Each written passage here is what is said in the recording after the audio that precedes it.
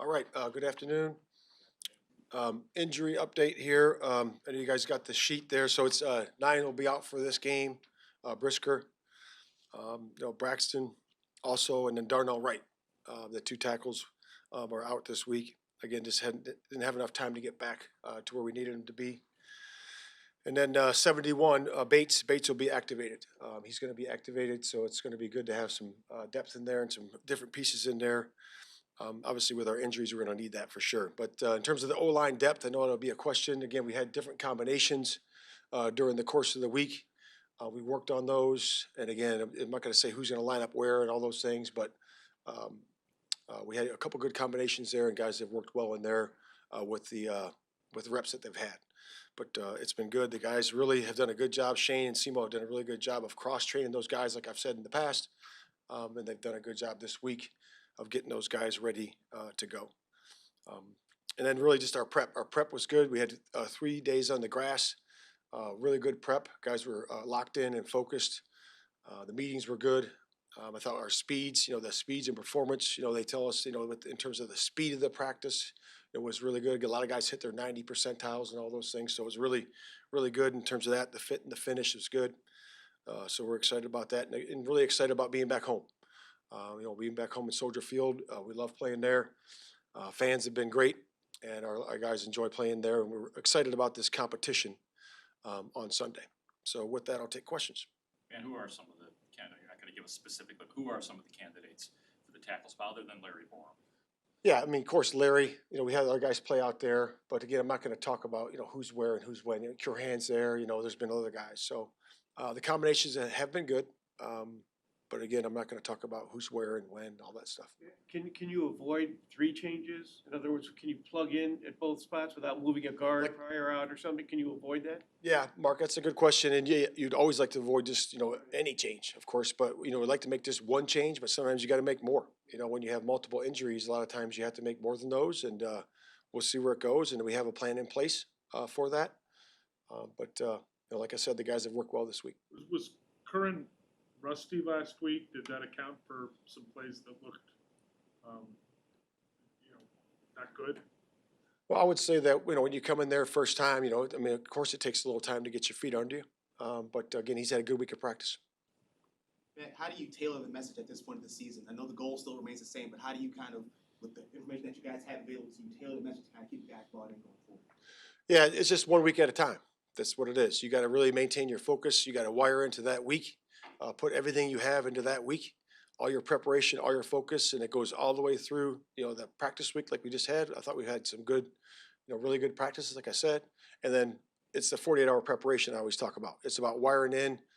Guys are all in on their jobs, doing their jobs, but you have to study, 48-hour preparation. You got to get yourself ready to go emotionally, but also physically and mentally at the same time. So that's individual responsibility to the team for each player.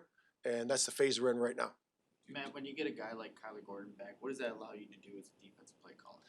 Yeah, it's again, it didn't change that much in terms of the play calling. And the guys did a really good job. Reddy, Blackwell, all those guys did a really good job of fitting in there, and and really taking on that role.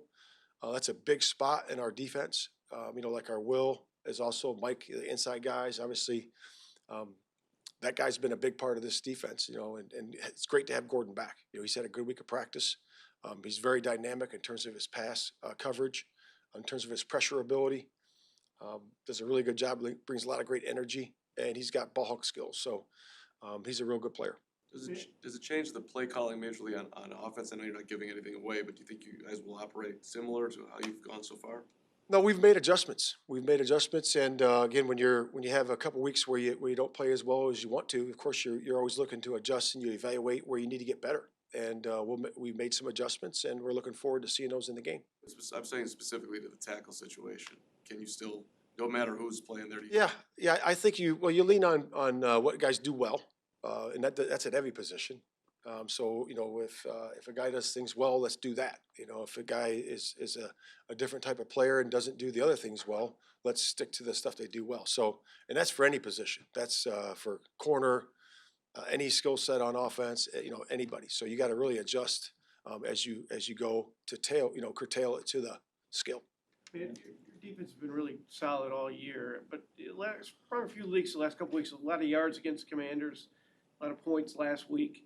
Now you got injuries, you had the two big plays at the end of the half and the game, what's your level, if you have any level of concern about that even, not getting too comfortable with just because they've been good so far, that it might be something to shore up there? Yeah, and I said that all the way back in training camp, right? It's a prove it league. You got to prove it.